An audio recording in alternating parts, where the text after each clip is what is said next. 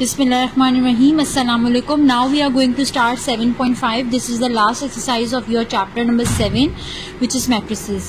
Now what we have to do in this exercise, solve if possible by using matrices and Camel's rule. आपने matrices या Camel's rule से इस exercise को solve करना है, ठीक है? तो मैं आपको इस exercise को Camel's rule से solve करना सिखाऊंगी आज. Okay, so in this exercise we have approximately 10 questions, but I am going to solve only 2 questions over here with the help of the Camel's rule. ठीक है, तो अब देखें यहाँ पे हमारे पास क्वेश्चन नंबर 1 क्या गिवन है, 2x + 5y = 9 and second equation हमें गिवन है 4x - 2y = 1. ठीक है, अब हमने क्या निकालना है, इसको Camel's rule से सॉल्व करना है. Camel's rule से सॉल्व करने के लिए हमें क्या निकालना होता है, लेट मी राइट डाउन, हमें x और y की वैल्यू निकालनी होती है. ठीक है, अब x की वैल्यू हम किस तरह से निकालते हैं, dx का डिटर्मिनेंट डिवाइडेड बाय d का डिटर्मिनेंट. सही है. y की वैल्यू हम कैसे निकालते हैं, dy का डिटर्मिनेंट और d का डिटर्मिनेंट. तो अब आप यहाँ पर देखें, हमें x और y की वैल्यू निकालने के लिए dx का डिटर्मिनेंट चाहिए, dy का डिटर्मिनेंट चाहिए और d का डिटर्मिनेंट चाहिए. तो पहले हम निकाल लेते हैं d का डिटर्मिनेंट. तो डी का डिटरमिनेंट निकालने से पहले आप ये देखें हम लिखेंगे किस तरह मैट्रिसेस को. ठीक है, यहाँ पे फॉर एग्जांपल ये एक डी मैट्रिक्स है. ठीक है, जिसको मैंने सपोज किया. अब इसके एलिमेंट्स मैंने किस तरह से लिखे हैं, जो एक्स और वाई की वैल्यू है ना उसको वहां पे लिखिए. एक्स की वैल्यू से क्या है 2 और 4, तो उसको मैंने यहाँ पे लिख दिया लेफ्ट हैंड साइड पे, और राइट हैंड साइड पे किसकी वैल्यू से 5 and -2 जो कि y की वैल्यू से, मैंने उसको यहाँ पे लिख दिया. और मेरे पास इस इक्वेशन के अंदर 2 वेरिएबल्स यूज हुए हैं which are x and y. तो मैंने x एक सपोज कर लिया मैट्रिक्स जिसको मैंने x और y ले लिया. तो आपने हमेशा x और d ही सपोज करना है. सही है. अब इस मेथड को हमने जो है वो Camel's रूल से सॉल्व करना था. तो पहले मैं d का डिटरमिनेंट ले लेती हूँ. d का डिटरमिनेंट कैसे लेंगे हम, जो है सिंपल है. आपने पहले तो मैट्रिक्स जो ये स्क्वायर मैट्रिक्स का सिंबल बना हुआ है इसको हटाना है और आपने जो है वो एक वर्टिकल लाइंस आपने ड्रॉ करनी है. ठीक है, अब आप डी का डिटरमिनेंट कैसे लेंगे, आपने जो है डायगोनल्स को आपस में मल्टीप्लाई करना होगा. ठीक है, तो यहाँ पे आप देख लें हमारे पास डायगोनल क्या है, 2 × -2 -4 × 5. सही है, तो 2 2 = 4 और -20, तो हमारे पास क्या आ गया -24. अब देखें डी का डिटरमिनेंट क्या है, -24 which is not equal to 0. तो ये नॉन सिंगुलर मैट्रिक्स है. अगर ये अभी डी का डिटरमिनेंट 0 आ जाता तो इसको मैं कहती सिंगुलर मैट्रिक्स और मैं आगे मजीद सॉल्व नहीं कर सकती थी. क्यों नहीं सॉल्व कर सकती थी, क्योंकि डी की वैल्यू अगर आप यहाँ पर देखें ना तो डिनोमिनेटर में आएगी, और अगर डिनोमिनेटर में 0 आ जाए तो वो तो इन्फिनिटी हो जाता है. तो इसीलिए डी की वैल्यू, डी का डिटरमिनेंट 0 अगर आ जाता है तो हम सॉल्व नहीं करते, और अगर नहीं आता तो हम अपना क्वेश्चन कंटिन्यू रखते हैं. Now let's move. अब हमारा डी नॉट इक्वल टू 0 आया. सही, तो अब मैं पहले डी एक्स का डिटरमिनेंट निकालती हूँ. डी एक्स का डिटरमिनेंट कैसे निकालूंगी, देखिए हमारे पास x है ना यहाँ पे, तो मैं सिर्फ x की जो वैल्यू थी ना x वाले कॉलम को रिप्लेस करूंगी. किससे रिप्लेस करूंगी, कांस्टेंट से रिप्लेस करूंगी. अब x वाला कॉलम क्या था 2 and 4, तो 2 and 4 को रिप्लेस करके वहां पे क्या लिखूंगी, कांस्टेंट की वैल्यू. कांस्टेंट की वैल्यू क्या है 9 और 1, तो 2 और 4 की जगह पे मैं क्या लिख दूंगी 9 और 1, और y वाला कॉलम एज इट इज ही रहेगा. ठीक है, मैंने x को क्यों चेंज किया, क्योंकि मैं यहाँ पे डी एक्स का डिटरमिनेंट निकाल रही हूँ. सही है, तो अब मैं क्या करूंगी, अगैन इसका क्या लूंगी मैं, जो है वो डिटरमिनेंट लूंगी. डिटरमिनेंट में हम क्या करते हैं, हम अगैन डायगोनल्स की मल्टीप्लिकेशन करते हैं. तो 9 2 = 18 -18 हो गया -5. ठीक है, तो -18 -5 -23 आ गया. अच्छा, अब ये है कि डी एक्स का डिटरमिनेंट और डी वाई का डिटरमिनेंट 0 हो सकता है. अगर कहीं हो रहा हो तो हो जाएगा. ठीक है, वहां पे ऐसा नहीं है कि आपका क्वेश्चन स्टॉप हो जाएगा, क्योंकि डी एक्स और डी वाई की वैल्यू तो अगर आप देखें तो न्यूमिनेटर में पुट होगी ना. तो अगर न्यूमिनेटर में 0 आ जाए तो वो तो फिर आपकी एक्स की वैल्यू 0 हो जाएगी. तो ये ऐसा पॉसिबल है, बस ये डी का डिटरमिनेंट 0 नहीं होना चाहिए. अगर हो गया तो आप आगे सॉल्व नहीं करेंगे. Now let's move to the D Y determinant.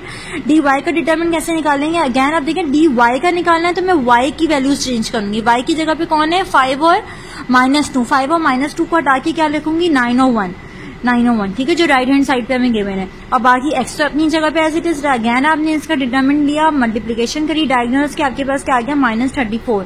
अब एक्स की वैल्यू निकालनी है. एक्स की वैल्यू निकालने के लिए हमारे पास क्या था, डी एक्स का डिटरमिनेंट अपॉन, अच्छा यहाँ पे आ जाएगा डी एक्स का डिटरमिनेंट एंड डी का डिटरमिनेंट. ठीक है, तो डी एक्स का डिटरमिनेंट मैं क्या लिखूंगी कि हमारे पास क्या वैल्यू आई थी डी एक्स की -23 ये रही. सही है, और डी का डिटरमिनेंट क्या आया था -24, तो -23 अपॉन -24 आ गया. और जब मैं एक्स की वैल्यू को देखूंगी तो माइनस माइनस दोनों कैंसिल हो जाएंगे और एक्स की वैल्यू क्या हो जाएगी 23 अपॉन 24. ये इस तरह से हमने एक्स की वैल्यू निकाल ली. अब हम आ जाते हैं वाई की वैल्यूज पे. All of you can see here हमारे पास यहाँ पे y की वैल्यूज गिवन है। टू फाइंड y कैसे निकालेंगे? Again y equal to D Y का डिटरमिनेंट अपॉन d का डिटरमिनेंट, ठीक है। अब डी वाई की क्या वैल्यू थी हमारे पास -34 और d की क्या वैल्यू आई थी? d का डिटरमिनेंट की 24। 34 और 24 दोनों 2 के टेबल में आते हैं, इसको मैंने 2 के टेबल से सिंप्लीफाई कर लिया और y की वैल्यू आ गई 17/12। अब इस तरह से सोल्यूशन सेट बनाकर आपने लाजमी लिखना है, इसका 1 मार्क होता है, ठीक है। तो सोल्यूशन सेट जब मैं बनाऊंगी तो पहले मैं किसकी वैल्यू लिखूंगी? x की, फिर मैं दूसरी किसकी लिखूंगी? y की। तो x की वैल्यू क्या आई थी? 23/24 और y की वैल्यू क्या आई? 17/12। Okay, so now if you all of you will observe it that कि हमें क्वेश्चन में बोला गया था, अगर यहाँ पे आप लोग देखें क्वेश्चन में हमें क्या बोला था? Solve if possible by using matrices and Cramer's rule. तो क्रैमर्स रूल तो हमने कर लिया, मैट्रिसेस रूल बिल्कुल वैसा ही जैसे आप पहले कर चुके हैं, ठीक है।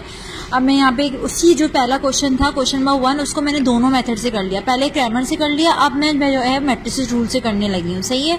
अब इसमें क्या होगा? अगेन यहाँ पे 3 मैट्रिसेस बनते हैं, ठीक है। 3 मैट्रिसेस कैसे बनते हैं? एक आपका जो है वो एक्स और वाई के कॉन्स्टेंट्स का बनता है, दूसरा आपका वेरिएबल्स का बनता है और तीसरा आपका जो राइट हैंड साइड पे कॉन्स्टेंट्स होते हैं उनका बनता है। तो पहला मैट्रिक्स मेरा बनेगा ए, विच इज, अब आपने हमेशा इसको ए ही लेना है, ठीक है। ए आपने एक मैट्रिक्स सपोज कर लिया जिसके आपने एक्स और वाई के कांस्टेंट्स डाल दिए। यहाँ पे एक्स की क्या कांस्टेंट्स है? 2 और 4, तो दोनों यहाँ पर आ गए। वाई के क्या कांस्टेंट्स है? 5 और -2, वो भी आ गया। अब फिर एक्स का एक वेरिएबल्स का एक बना लिया जिसको हमने एक्स नेम कर दिया और फिर तीसरा एक मैट्रिक्स बनाया जिसमें सिर्फ हमने राइट हैंड साइड के जो कांस्टेंट्स थे वो लिखे, ठीक है। अब इसको कैसे करते हैं? अब इसके लिए हमारे पास एक फॉर्मूला होता है। फॉर्मूला क्या होता है मैं यहाँ लिखकर बता रही हूँ। ये कैपिटल एक्स बराबर होता है A inverse multiply by B के, सही है। तो देखिए कैपिटल एक्स तो आपको पता है, बी भी पता है, लेकिन ए इनवर्स नहीं पता। ए इनवर्स कैसे निकालते हैं ये आपको बहुत अच्छे से पता है, 1/डिटरमिनेंट ऑफ ए और एडजॉइंट ऑफ ए। तो पहले मैं यहाँ ए इनवर्स निकालूंगी, ठीक है। ए इनवर्स के लिए मुझे क्या चाहिए होगा? Determinant of A. तो मैंने इसका डिटरमिनेंट ले लिया। जब मैं इसका डिटरमिनेंट लूंगी तो मेरे पास क्या आ जाएगा? 2, 4, 5 और -2, ठीक है। तो 2 2 ज़ा 4 एंड 5 4 ज़ा 20। तो हमारे पास डिटरमिनेंट क्या आ गया? -24। डिटरमिनेंट मैंने आपको पहले भी कहा था 0 नहीं आना चाहिए, ये नॉन सिंगुलर होगा, ठीक है। अगर 0 आ गया तो आप मजीद अपना क्वेश्चन आगे सॉल्व नहीं कर सकते। अब फिर एडजॉइंट ऑफ ए निकालेंगे। एडजॉइंट ऑफ ए में आपको भी पता है कि क्या करना है, हमने जो डायगोनल लीडिंग डायगोनल होगा उसकी पोजीशंस इंटरचेंज कर देंगे। 2 की जगह पे -2 की जगह पे 2, अब बाकी 2 के सिर्फ साइन चेंज करेंगे। तो यहाँ पे मैंने वही करा है।